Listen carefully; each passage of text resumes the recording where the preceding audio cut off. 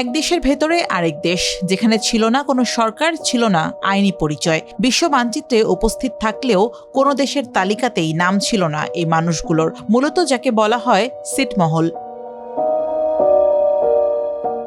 বাংলাদেশের অভ্যন্তরে ভারতের ১১১টি এবং ভারতের অভ্যন্তরে বাংলাদেশের ৫১টি ছিটমহলের বাসিন্দারা বছরের পর বছর কাটিয়েছেন রাষ্ট্রহীন জীবন। দীর্ঘ আন্দোলন ও কূটনৈতিক প্রচেষ্টার পর ২০১৫ সালের ৩১ জুলাই অবসান ঘটে সেই দীর্ঘ অনিশ্চয়তার।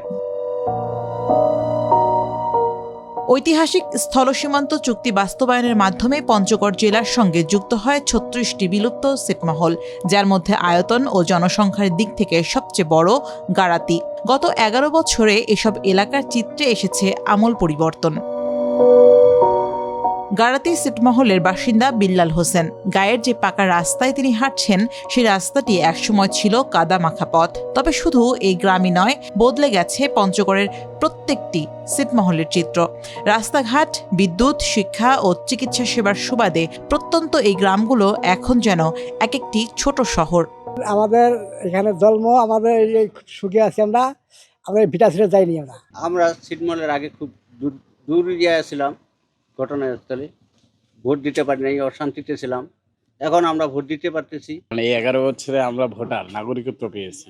আমরা স্কুল, কলেজ, মাদ্রাসা, রাস্তাঘাট, ব্রিজ, কালভার্ট সব কিছু পেয়েছি। আমরা ২০১৫ সালের পূর্বে যে দুই দেশের বাংলাদেশ ভারত নিয়ে যে একটা হেড কাউন্টিং ছিল, সেই হেড কাউন্টিংয়ে আমরা চয়েস দিয়েছি যে আমরা বাংলাদেশে থাকব।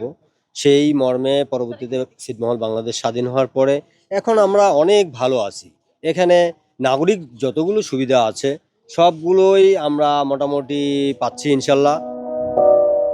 একসময় এখানে শিক্ষাই ছিল সবচেয়ে বড় সংকট। ভুয়া ঠিকানা ব্যবহার না করলে স্কুলে ভর্তি হওয়া যেত না, ফলে ঝরে পড়ত অধিকাংশ শিশু।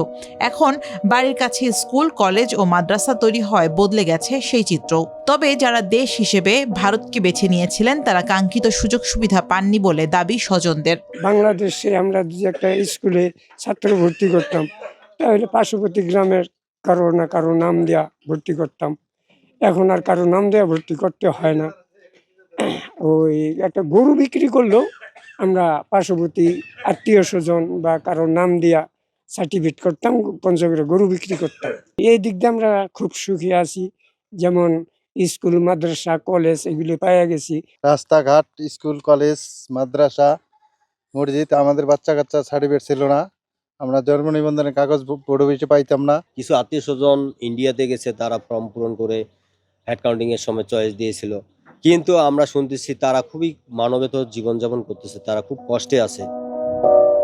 তবে সফলতার মাঝে আছে কিছু অপ্রাপ্তিও। তরুণ প্রজন্মের দক্ষতা উন্নয়নের জন্য স্থাপন করা ডিসেট সেন্টার ও একটি পোস্ট অফিস রয়েছে পরিত্যক্ত অবস্থায়।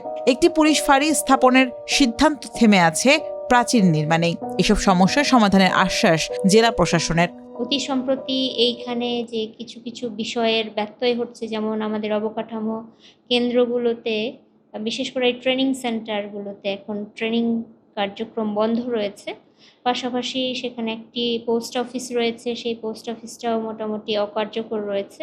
আমি খুব শীঘ্রই এই বিষয়ে পদক্ষেপ আমরা গ্রহণ করব। বর্তমানে পঞ্চগড়ের ৩৬টি ছিটমহলে বসবাস করছেন প্রায় ৩০,০০০ মানুষ।